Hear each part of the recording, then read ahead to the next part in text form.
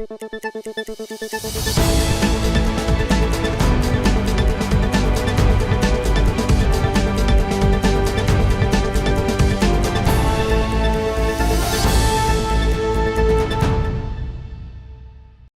Clawson, thank you so very much for accepting our invitation for this interview. My first question is about how do you see the scene progressing? And when you look at the Middle East, when you look at Iran, what are your thoughts? Well, the last 6 months we've seen a series of dramatic changes, starting with the Iranian strikes on the Saudi oil facilities in September, which completely changed the attitude of the Saudi and Emirati governments towards Iran, and really affected the way in which governments overall dealt with Iran by showing that it had much greater capabilities than people thought it had. Then we saw the gasoline protests inside Iran, which suggested that anger at the government policies was red hot. And raised serious questions about the stability of the government. Then we saw the death of Qasem Soleimani, which first showed how Mr. Trump was prepared to use military force in a way that was quite unexpected, and then which showed a strong nationalist reaction in Iran that the regime could tap into. Then we saw the shoot down of the Ukrainian airplane, which just wiped away so much of the popular sympathy for this nationalist position that the regime had been able to tap into. So we've seen a whole series of great changes in the region. And that suggests to me that if I were Supreme Leader Khamenei, I'd want to have another such event because he should be looking for some way to restore this national unity and this nationalist narrative and once again assert Iran's power in the region. So if I were Supreme Leader Khamenei, I'd be thinking about how to arrange another surprise. Well, obviously, as far as military capability, does the Islamic Republic have that capability to confront the international community on its own? One of the effects of the Iranian strike on the Saudi oil facilities is that it changed the discussion about what we expect from Iran. And now what we expect from Iran is very precise missile strikes. Indeed, the strikes in Iraq are being judged as having been highly accurate, and therefore Iran wasn't trying to kill Americans or inflict heavy damage. Maybe, or maybe they were just inaccurate strikes of the sort that we saw Iran doing until 2 years ago. But now the expectation has been that Iran would strike very precisely. So anything that Iran does is going to be judged against this very high standard. Iran now is kind of like the situation that the Americans and the Israelis are in, which everybody expects that their missile strikes will be very exact and precise. And if Iran does that, then people say, well, of course, that's natural. And on the other hand, if Iran isn't able to do that, people would say, oh, goodness gracious, they failed. And what is the policy of the United States as far as the Islamic Republic is concerned and Iran? We hear and we see this is the first U.S. administration in 40 years to be supportive of the people in Iran and their demand for change. But at the same time, we hear others in Europe and in think tanks and in the press media saying that the U.S. has no strategy at all. What are your thoughts? Well, Mr. Trump likes to be unpredictable, and he is perfectly comfortable with holding completely incompatible ideas at the same time. So his policy, which he described as maximum pressure, he wants to see what it'll produce. And if it produces regime change, all the better. If, on the other hand, what it produces is Iran entering into negotiations with the United States for an improved deal, well, he'll take that. He likes dealing with dictators, and he likes working out arrangements that most people would say are not very different from what was there beforehand. So, for instance, he bitterly criticized the North American Free Trade Agreement with Canada and Mexico, and he negotiated a replacement deal of which he's very proud and which seems to be working for him politically, which isn't very different from what was there before.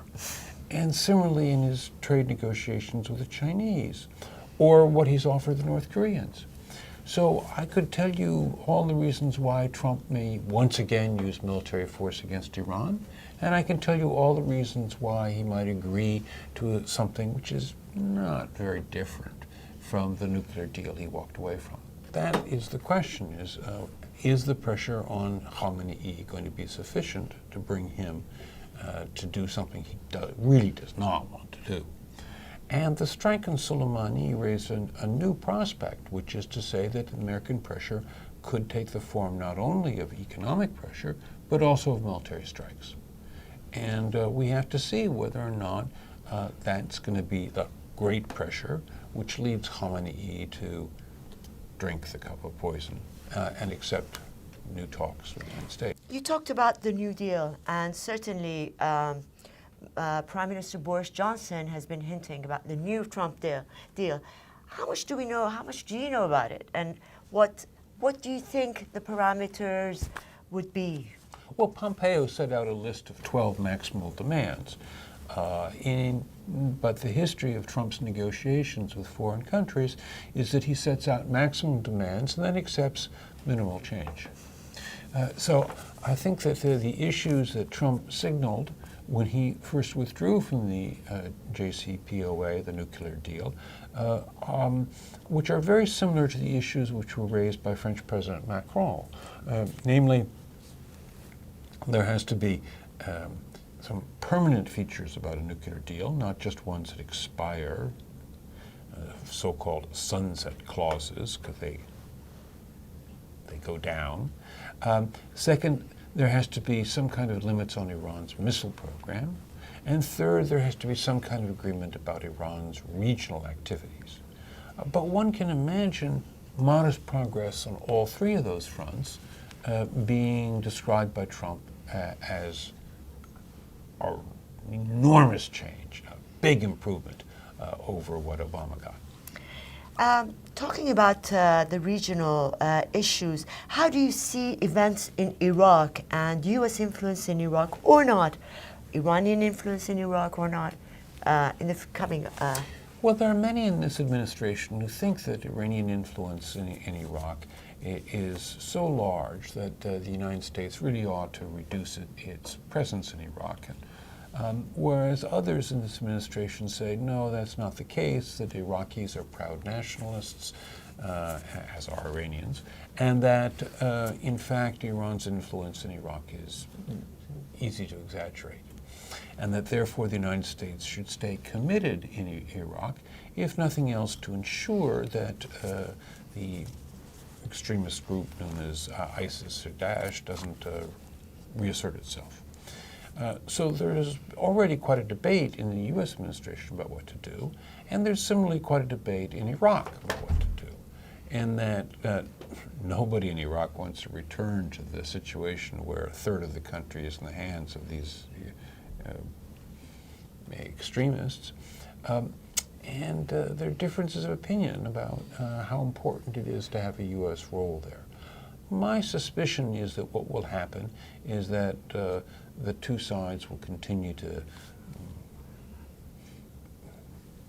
make contradictory statements, but that at the end of the day, the U.S. forces will remain in Iraq for quite some time in a limited and training role, supported by this coalition. Not 81 countries are members of this coalition. Most of them don't contribute much, but that it's important to show that this is an international effort and not just a U.S. occupation of Iraq. States. And the view of Mr.